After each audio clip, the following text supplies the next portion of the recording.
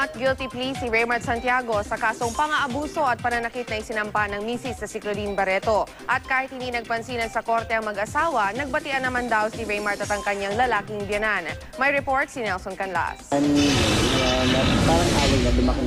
Humarap si Raymart Santiago sa korte kaninang umaga para sa arraignment ng mga kasong pang-aabuso at pananakit na isinampa ng asawang si Claudine Barreto. Nadama ang tensyon ng halos magkasabay ang dalawa sa pagpasok sa courtroom. Habang ini-interview namin si Raymart, biglang dumating si Claudine. Ilang di pa lang ang layo ng dalawa. Bago pa man pumasok ng korte, magkasunod naming nakapanayam sina Raymart at Claudine. May probable cause nga ang physical abuse.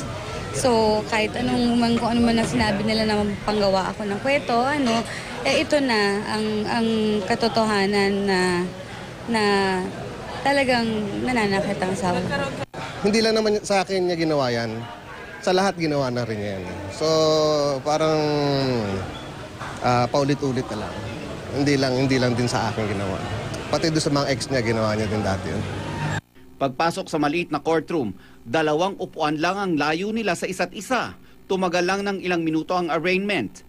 No, we're not allowed to talk. We have a gag order, sorry. Hello? How do you feel na umuusog na yung kaso ngayon? We can't really talk about it.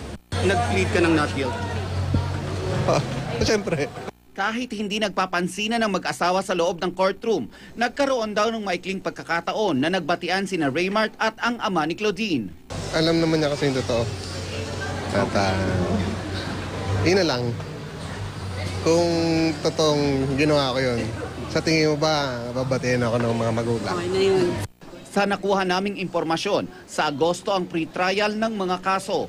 Nelson Canlas sa Katutok, 24 Oras.